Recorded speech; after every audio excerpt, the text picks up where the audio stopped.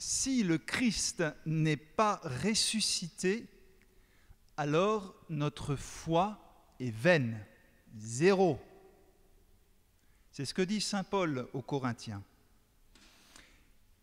Et près de 2000 ans après, l'Église écrit un catéchisme en 1992 pour dire la résurrection de Jésus est la vérité culminante de notre foi dans le Christ.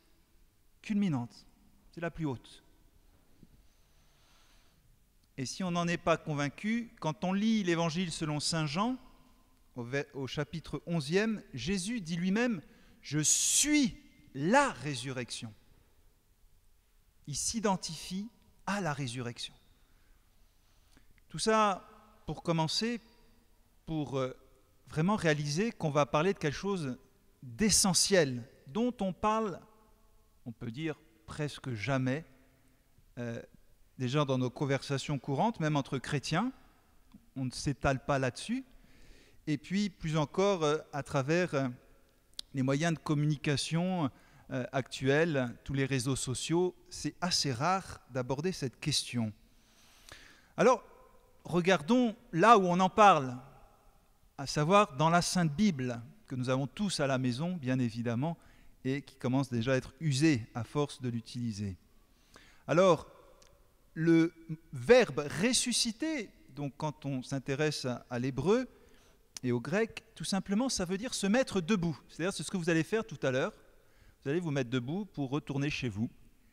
C'est aussi simple que cela. On en parle dans l'Ancien Testament de résurrection déjà, chez les prophètes, Isaïe, Ézéchiel, Daniel, chez Job aussi. Et vous savez qu'il y a eu déjà 2 résurrections qui ont été faites. La première par qui ? Par le prophète Élie. Et la seconde par son disciple, le prophète Élisée, plus de 1000 ans avant Jésus. Et lorsqu'on s'intéresse à ce qui suit après la résurrection du Christ, eh bien, nous savons que Pierre, l'apôtre Saint Pierre, a ressuscité aussi quelqu'un. C'est précisément écrit dans les Actes des Apôtres. Elle s'appelait Tabitha. Tabitha a été ressuscitée. Elle habitait où ? Elle habitait à Joppé. Et puis Saint Paul a ressuscité aussi quelqu'un. Il s'appelait Eutyche. Il habitait où, Eutyche ? Il habitait à Troyes. Ça, c'est dans les Actes des Apôtres. Et le Christ lui-même a fait des résurrections. On n'en signale que 3, mais il a pu ressusciter davantage. Rappelez-vous, cette jeune fille de 12 ans, son papa, il s'appelait Jaïr, c'était le chef de la synagogue. Ou ce jeune homme qui était le fils unique d'une veuve qui habitait où ? À Naïm. Et bien sûr, son ami Lazare. Mais toutes ces résurrections dont je vous parle, ce sont des résurrections temporaires, puisque tous ces gens-là ne sont pas ici présents pour nous dire « Regardez, je suis ressuscité ». Ils sont morts de nouveau. C'était donc un retour à la vie temporaire. C'était des résurrections qui annonçaient la résurrection, c'est-à-dire celle du Christ qui, elle, est définitive, éternelle. Jésus ne peut plus mourir en sa sainte humanité. Le pouvoir de la mort n'a aucune prise sur lui. Alors, intéressons-nous à cet événement historique. C'est historique, ce n'est pas un mythe, ce n'est pas fictif, c'est historique et transcendant. Parce que là, c'est sûr que ça dépasse notre horizon quotidien.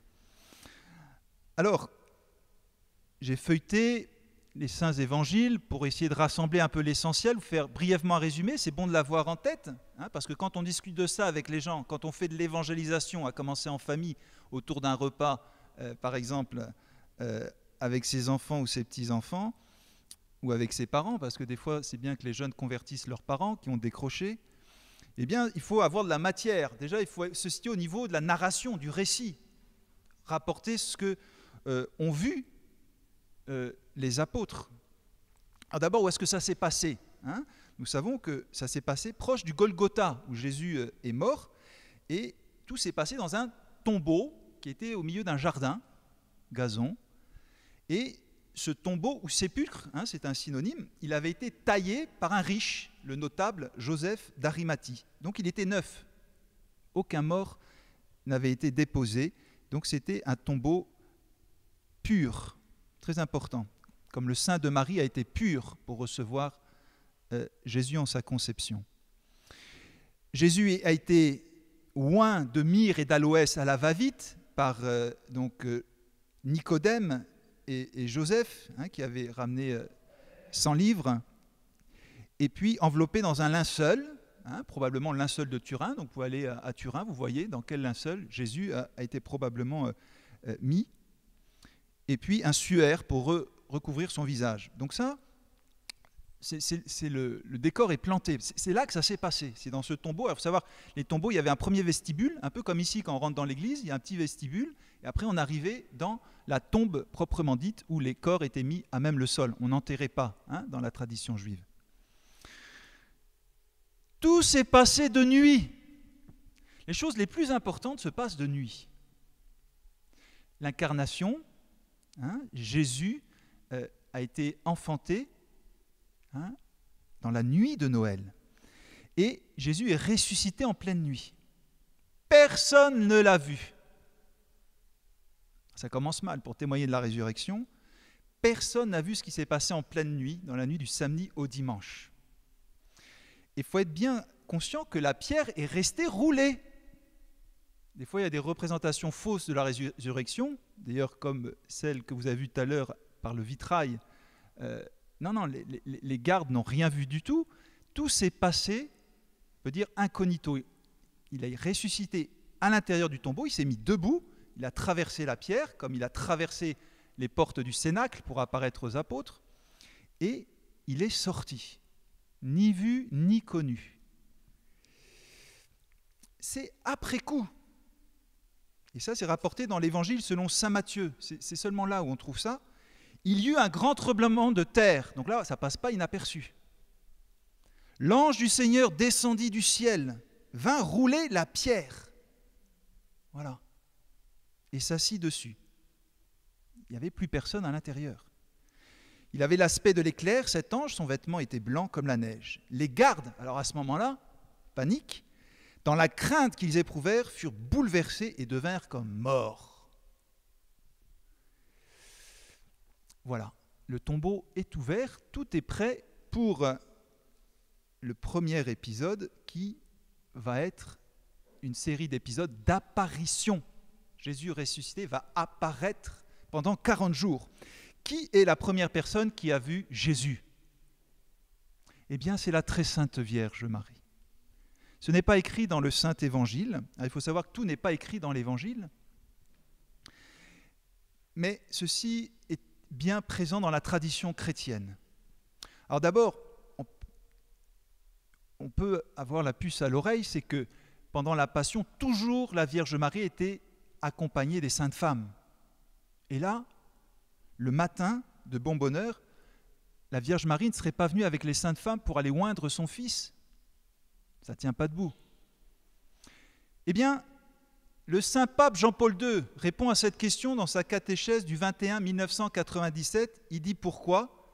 Il dit « car elle l'a déjà vu ». Et en effet, nous avons des traces très anciennes dans l'art chrétien des premiers siècles où on voit cette apparition représentée. Jusqu'à nos jours, si vous allez en pèlerinage en Terre Sainte, dans la basilique du Saint-Sépulcre, justement, eh bien vous verrez un grand tableau de bronze qui représente la Vierge Marie rencontrant son Fils. Un saint qu'il a le plus propagé, c'est saint Ignace de Loyola dans ses exercices spirituels. Il en a beaucoup parlé.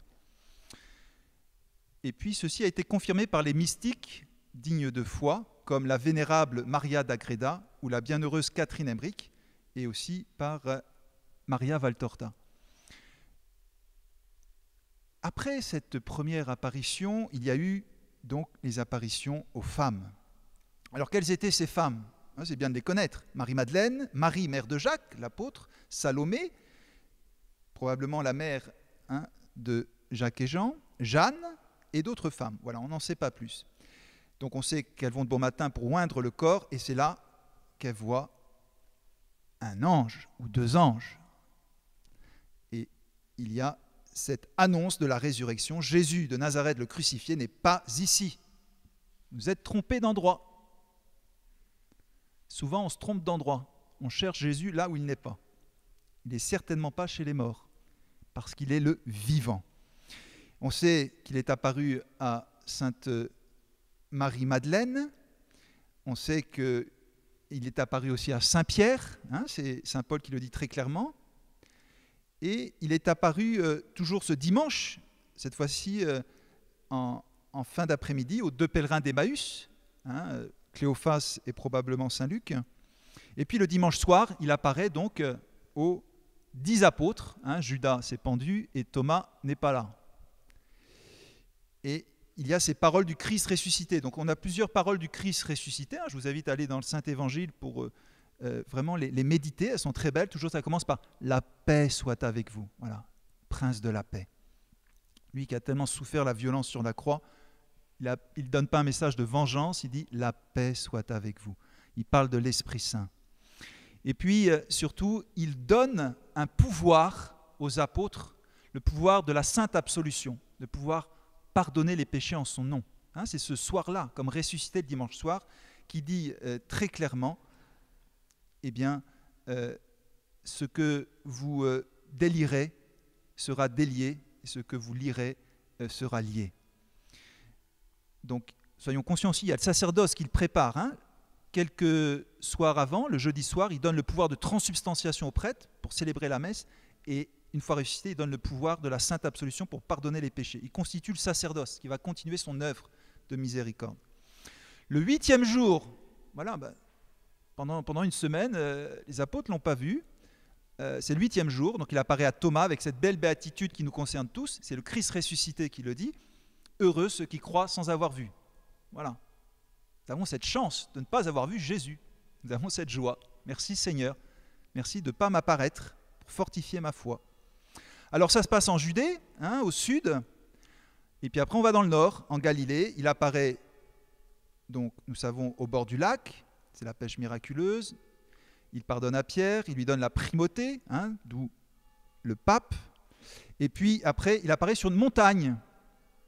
Et il appelle à cette mission, baptisez-les au nom du Père, du Fils et du Saint-Esprit. Il faut évangéliser, il faut aller partout. N'ayez pas peur de parler de votre foi, même si vous rencontrez l'opposition. Il faut que le feu prenne. Restez pas enfermés dans vos cénacles. Et Saint Paul parle d'une apparition qui n'est pas mentionnée dans l'Évangile. Il dit il est apparu à plus de 500 frères à la fois. C'est-à-dire, je ne sais pas combien on est là, si on est petite centaine, c'est 5 fois plus. C'est-à-dire, ça ne tient pas dans l'église de Val-Fleury, qui a 250 places. En une seule fois, il y a 500 personnes qui voient le Christ ressuscité. C'est passé probablement sur cette montagne de Galilée. Puis après, il retourne à Jérusalem, parce que c'est tout là que doit se produire. Et il y a cette dernière apparition qui est très belle et où ça se finit par l'ascension. Rappelons-nous aussi que saint Paul précise, en tout dernier lieu, il est même apparu à l'avorton que je suis. Et nous savons que Jésus apparaît après. Pendant 2000 ans, il continue à apparaître, par exemple à Paray-le-Monial, à Sainte-Marguerite-Marie, en Pologne, à Sainte-Faustine. Il apparaît. C'est le Christ ressuscité qui apparaît à chaque fois. Alors, voilà, c'est bon d'avoir ça en mémoire, de pouvoir le dire aux gens. D'où tu tiens ça ? Voilà, moi je te rapporte ça des évangiles, je le crois. Mais maintenant, explique-moi un peu plus ce mystère de la résurrection. Ça paraît complètement surnaturel. On est plein dans le surnaturel. Il faut parler, quand on parle d'évangélisation, il faut parler du surnaturel.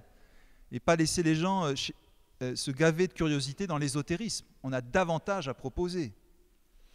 Alors, saint Augustin disait, sur aucun point, la foi chrétienne ne rencontre plus de contradictions que sur la résurrection de la chair.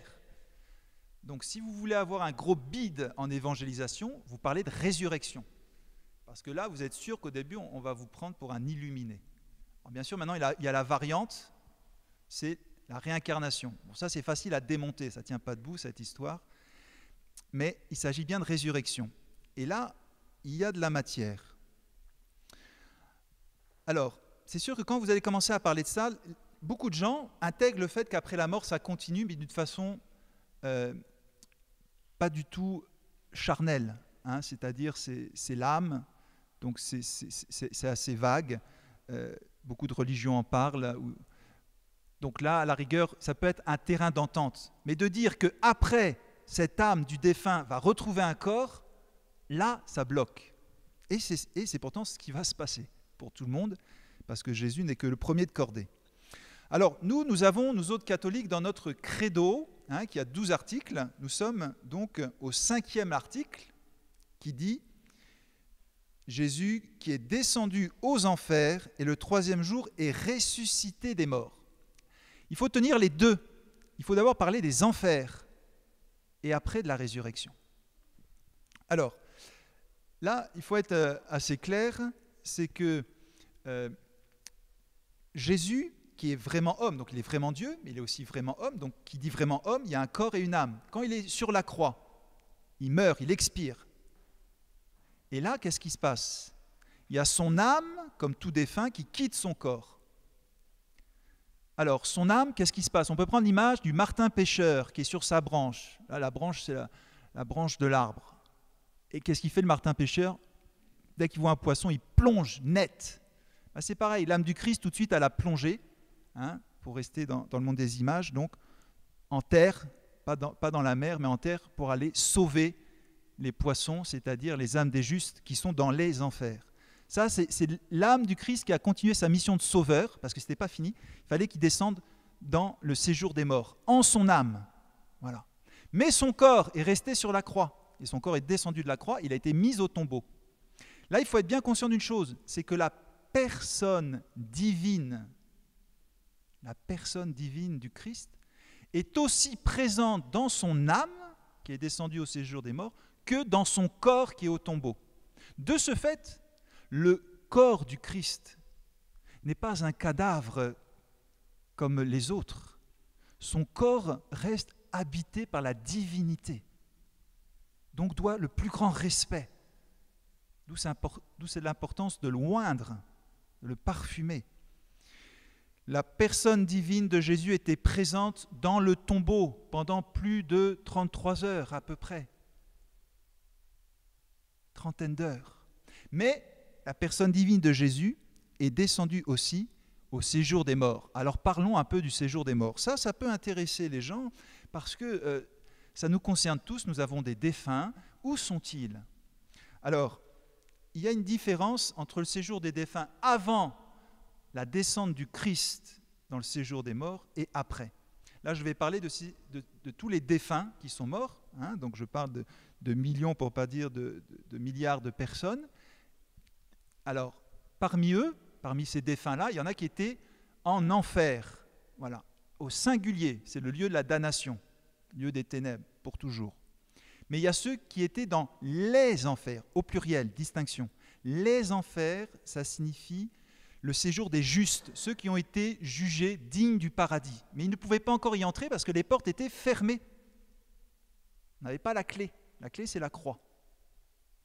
Donc, il y avait toutes ces âmes des justes. Donc, je parle des âmes des justes. Les âmes des justes, comme Adam et Ève qui se sont repentis, comme Joseph, son père adoptif, et bien d'autres. Donc, ils attendaient. Ils étaient dans cette attente, dans un lieu qu'on appelle les limbes, qui vient du latin limbus, qui veut dire en marge, être en marge d'un lieu. C'est comme pour une église, être sur le parvis. Voilà, on ne peut pas y rentrer, on est sur le parvis, mais ce qui est déjà bien. Et c'est un séjour heureux. Ils connaissaient un bonheur, une félicité, mais il y avait une souffrance d'être privés de la vue de Dieu. Voilà.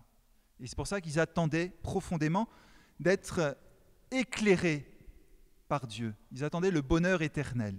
Ils ne connaissaient qu'un bonheur, on pourrait dire, d'ordre temporel. Et le Christ arrive en son âme, comme un soleil qui vient illuminer ce séjour des morts et qui provoque une grande joie chez les âmes des justes. Enfin, le Sauveur est là, il nous illumine, il nous réchauffe, et le Christ en son âme, imaginez-vous, toute cette foule, ces millions, pour ne pas dire ces milliards d'âmes, de justes, nous l'espérons qu'ils étaient nombreux, eh bien, se voit arriver aux portes du royaume des cieux. Et là, Jésus ouvre. Avec la croix, il peut ouvrir parce qu'il a réparé nos péchés. Il a satisfait la justice divine. Les portes sont ouvertes et toute cette foule s'engouffre dans le royaume des cieux pour le bonheur éternel en leur âme. Mais ils attendent encore une chose, c'est pas fini. Ils attendent la résurrection à la fin du monde. Car en effet, c'est contre nature de rester vivant qu'en son âme.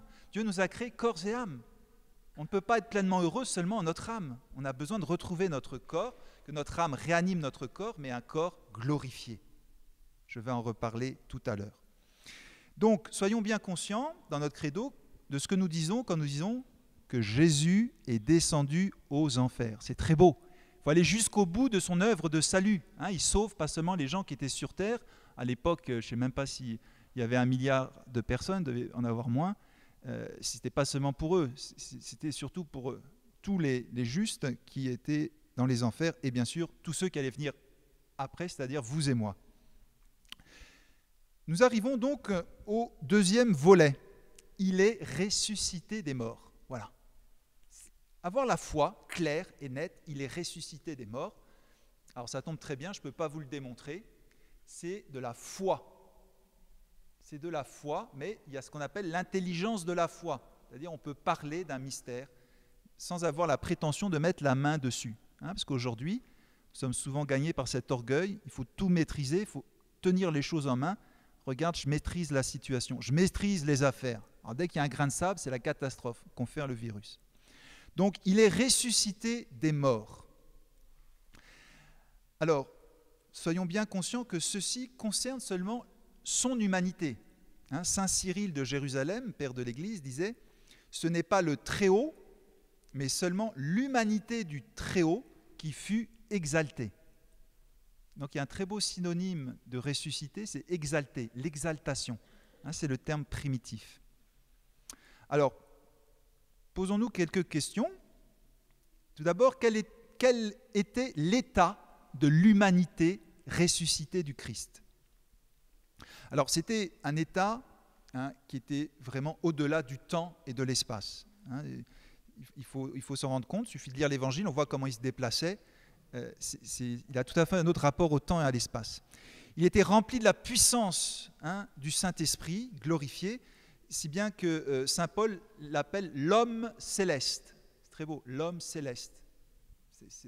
C'était tellement d'un autre ordre. Qui a ressuscité le Christ ? Donc à chaque fois, c'est une œuvre trinitaire, Dieu en 3 personnes. À chaque fois, chacune des personnes est à l'œuvre. Il n'y en a pas un qui se croise les bras. Il y a toujours une œuvre commune, à 3, dans une parfaite harmonie. Alors souvent, on dit c'est Dieu le Père qui l'a ressuscité. En effet, c'est d'abord cela que l'on dit. En ce sens, Jésus, le Fils, a été ressuscité par son Père. Mais le Fils aussi s'est ressuscité lui-même. Il faut savoir qu'en son âme puissante, il pouvait redonner vie à son corps et qui plus est en sa divinité. Et puis le Saint-Esprit, c'est Saint Paul qui en parle beaucoup, qui a vivifié l'humanité morte de Jésus. Donc la puissance de l'Esprit Saint. Le souffle, parce que le fait de revenir à la vie, c'est retrouver le souffle. Et Jésus souffle sur ses apôtres quand il les retrouve une fois ressuscités. Ensuite, quel est le sens de la résurrection du Christ ? Donc c'est un accomplissement des promesses de l'ancienne alliance. Quand vous lisez la Bible, il y avait plein de promesses et il y avait cette promesse de la résurrection et c'est Jésus qui la réalise, si bien que Saint Paul dit « La promesse faite à nos pères, Dieu l'a accomplie en notre faveur. Il a ressuscité Jésus, comme cela est écrit au psaume 1er, « Tu es mon fils, moi-même, aujourd'hui je t'ai engendré. » Ça, ce psaume, c'est une prophétie qui se réalise le jour de la résurrection. Et puis, il faut être conscient que pour le Christ, pendant son temps sur terre, qui a été bref, eh bien, c'était l'accomplissement de sa vie terrestre. C'est là où il a été enfin victorieux de tout ce combat qu'il a mené contre les forces du mal, contre le diable. Il est donc vainqueur au moment de sa résurrection pour son passage sur terre. Autre question, en quoi la résurrection du Christ achève notre libération ? Alors, c'est important de jamais dissocier la mort et la résurrection du Christ. Ce qui s'est passé par la croix, la passion, la mort, tout ceci, c'est pour nous racheter. Voilà, c'est par son précieux sang, il a payé en liquide, il a payé la rançon, il nous a rachetés de notre captivité, du péché, des conséquences de nos péchés. Parce que quand on fait du mal, on peut être pardonné, mais il y a les conséquences qui restent. L'enfant qui joue dans la salle à manger alors qu'on lui dit qu'il ne fallait pas, il désobéit, il pêche avec son ballon, il casse le vase. Bien sûr, il va recevoir le pardon de ses parents, ils ne vont pas le mettre à la porte. Mais il faut réparer le péché. Bien sûr, il ne va pas sortir son carnet de chèques. Maman, papa, je règle. Il va faire à son humble mesure. Il va commencer par prendre le balai et la pelle, si les parents souhaitent éduquer leur enfant et non pas passer l'éponge trop rapidement. Eh bien, responsabiliser l'enfant suivant ses capacités. Le Christ, sur la croix, a payé la rançon à notre place. On en était incapable. Devant Dieu, un péché est une offense infinie. Mais il nous laisse une petite part. Voilà, il nous laisse une petite part, symbolisée par Simon de Cyrène qui l'aidait à porter sa croix. Et cette petite part, donc, elle est importante à être honorée en Jésus. Et c'est pour nous délivrer des chaînes. Voilà. Il faut être conscient que quand on pêche, eh bien, c'est comme avoir une chaîne au pied, on traîne un boulet. C'est les conséquences de nos péchés. Eh bien, Jésus, par sa mort, par sa passion et sa mort, il est venu comme briser cette chaîne, nous libérer de ce boulet et nous libérer des conséquences de nos péchés, même s'il y a notre petite part qui reste. C'est comme si quelqu'un était allongé et il était tenu par des chaînes en prison. Comme Pierre quand il était en prison, Saint Pierre. Eh bien, l'œuvre de sa passion, de sa mort, il brise les chaînes. Voilà. Il est libre de ses mouvements. Il ne faut pas s'arrêter là, il faut se lever et sortir de la prison. Alors ça, c'est la résurrection. Vous voyez, la passion et la mort, ça nous enlève les chaînes, ça nous libère, mais il faut aussi être remis debout pour se remettre en marche et surtout arriver dans le royaume. Voilà, donc c'est inséparable. Quand on délivre quelqu'un, il faut briser les chaînes, mais il faut le remettre debout et le sortir de la prison. Donc ça, c'est le mystère pascal, la mort et la résurrection. Donc pour aller jusqu'au bout de notre salut, de notre sauvetage, parce qu'on est dans la galère entre nous. On galère tous. Et bien pour sortir de cette galère, voilà, il fallait que Jésus fasse la totale, c'est-à-dire la passion, la mort et la résurrection. Alors ça nous ramène au 11e article du Credo, qui est « Je crois à la résurrection de la chair ». Là, ça nous concerne. C'est-à-dire, ce n'est pas seulement une histoire heureuse pour Jésus en son humanité qui s'en est bien sorti, tant mieux pour lui. Non, Jésus est comme la matrice, c'est le moule.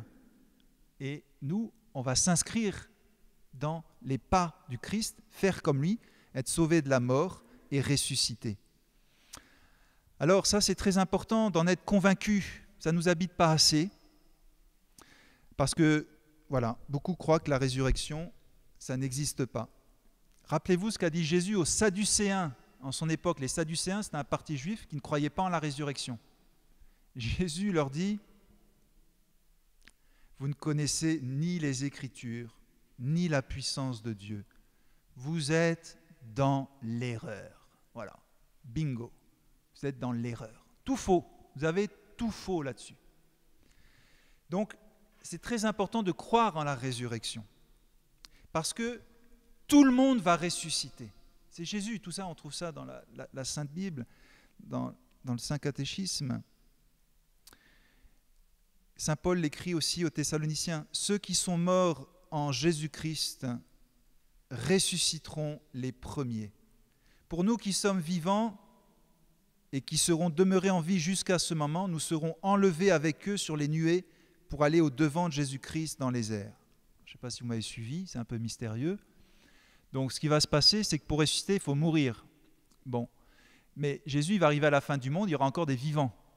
Alors comment ça va se passer pour eux? Bon, ça peut nous concerner entre nous, hein. Il peut arriver dans la première moitié du XXIe siècle, hein. C'est tout à fait possible. Vous inquiétez pas, vous allez mourir. Donc, ce qui veut dire saint Paul, c'est que les vivants, après la résurrection des défunts, les vivants vont mourir comme un clin d'œil, hein, et aussitôt vont ressusciter. Ça sera très bref, mais il faut passer par la mort pour ressusciter. Et la résurrection concernera aussi bien les justes que les méchants. C'est une résurrection universelle, c'est pour tout le monde. Voilà. C'est Dieu le Créateur, c'est lui qui a fixé, on pourrait dire, les règles du jeu. Hein, c'est lui qui a programmé l'humanité. Même si certains, les grands de ce monde, veulent établir un nouvel ordre, ça ne marche pas comme ça. Il faut suivre les règles du Créateur, sinon on va droit dans le mur, après un temps d'illusion. Alors, comment nous allons ressusciter? Eh bien, Jésus est apparu, il a bien montré ses mains et ses pieds, hein, donc c'est la chair, et puis on l'a bien reconnu. Alors, saint Augustin a écrit un peu là-dessus.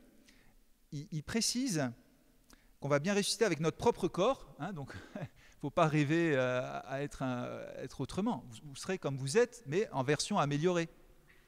C'est-à-dire, saint Augustin dit, il ne restera rien de défectueux dans votre corps. Donc les cheveux blancs, plus de cheveux sur la tête, tout ça, vous inquiétez pas, tout ça c'est gommé. Tout ce que la maladie ou la vieillesse aura détruit dans le corps sera réparé par la vertu divine de Jésus-Christ. Et les infirmes, c'est pareil. Quelqu'un qui a plus de main, plus de pied, il aura sa main et son pied. Hein, donc il y a une intégrité du corps et dans une version améliorée. Aujourd'hui, dans le transhumanisme, tout ça, on essaye de copier. C'est pas compliqué, on essaye de copier ce que Dieu a voulu. On parle d'une humanité augmentée. Ça, c'est de la technologie, mais ça ira pas loin. Voilà, c'est à la résurrection qu'on aura cette humanité transfigurée. Hein. Aux Philippiens, saint Paul il dit transfigurée en corps de gloire. Hein. Ça, je parle bien sûr pour ceux qui ont été jugés dignes, hein, du royaume des cieux. Pour les damnés, ils auront un corps, mais malheureusement qui va les faire souffrir. Donc, il s'agit d'arriver avec cette âme glorifiée qui va animer notre corps glorifié pour une gloire éternelle. Hein. C'est-à-dire vraiment en pleine communion avec Dieu et entre nous, la communion des saints pour une joie parfaite. Nous aurons donc 5 qualités, hein, concernant le corps. Je ne parle pas de l'âme, hein, mais je parle là du corps. D'abord, il est immortel, c'est-à-dire on ne meurt plus. Ensuite, l'impassibilité, c'est-à-dire on ne souffre plus. Tout ça, on l'avait au temps d'Adam et Ève, hein, on les a perdus à cause de leur désobéissance. Et puis, nous aurons une clarté. Hein, ça dépendra de nos mérites. Hein, suivant nos mérites, on sera plus ou moins resplendissant. C'est pour ça qu'on représente l'auréole des saints, hein, c'est plus ou moins resplendissant. Et c'est saint Paul qui dit aux Corinthiens, de même qu'une étoile diffère d'une autre en clarté, ainsi en sera-t-il à la résurrection des morts. L'agilité, hein, donc elle délivrera le corps du poids qui l'accable dans la vie présente. Ainsi, ce corps pourra se porter partout où il plaira à l'homme avec une facilité et une vitesse incomparables. La subtilité, et c'est bien ça le plus intéressant, c'est qu'elle rendra le corps entièrement soumis à l'empire de son âme. Hein, le corps sera son serviteur, toujours prêt à lui obéir au moindre signe. Parce que c'est ça notre problème, c'est que notre corps, il nous fait des misères, hein, il nous fait faire ce qu'on ne voudrait pas faire, mais là, l'âme tiendra bien les commandes, hein, et nous aurons une âme éclairée, donc un corps bien soumis à notre âme pour faire les choses de façon saine et intelligente. Tout ça dans la soumission à Dieu, libre et joyeuse. Alors, pour terminer, eh bien, quand est-ce que ça va se passer? Donc Jésus l'a dit clairement, Jean 6, 39, je les ressusciterai au dernier jour. Hein, c'est Jésus qui va nous ressusciter, et ça sera au dernier jour, donc à la fin du monde. Hein, il y a la fin des temps, hein, la fin des temps dont déjà saint Paul parlait, qui est à venir. Alors on est probablement dedans, c'est possible, après chacun se situe comme il veut, mais la fin des temps va se terminer par la parousie, par le retour du Christ en gloire, et ce qu'on appelle le dernier jour ou la fin du monde. Et c'est là c'est là que Jésus va nous ressusciter. Alors saint Paul, lui, parle déjà de la résurrection par le baptême. C'est un avant-goût. C'est un avant-goût. Il y a toujours de l'apéritif avec le bon Dieu. Il y a toujours des avant-goûts. C'est pas je suis surpris devant un si bon plat. Non, il y a toujours un temps d'apéritif, toujours l'avant-goût. Alors le baptême nous donne déjà un avant-goût de la résurrection en notre âme. C'est imparfait, mais déjà on reçoit la présence de Dieu, ce qui est considérable, en notre âme. Et bien d'autres dons, mais pas le corps encore. C'est pour ça que saint Paul dit « Nous sommes déjà ressuscités en Jésus ». C'est le début, le processus est déjà enclenché par le baptême. Mais c'est un cheminement. Et puis, pour finir, la très sainte Eucharistie, quand nous recevons la Sainte Hostie, nous recevons le corps ressuscité du Christ. Et c'est comme recevoir une semence en notre âme de notre résurrection à venir. Nous communions à la résurrection de Jésus par la Sainte Hostie.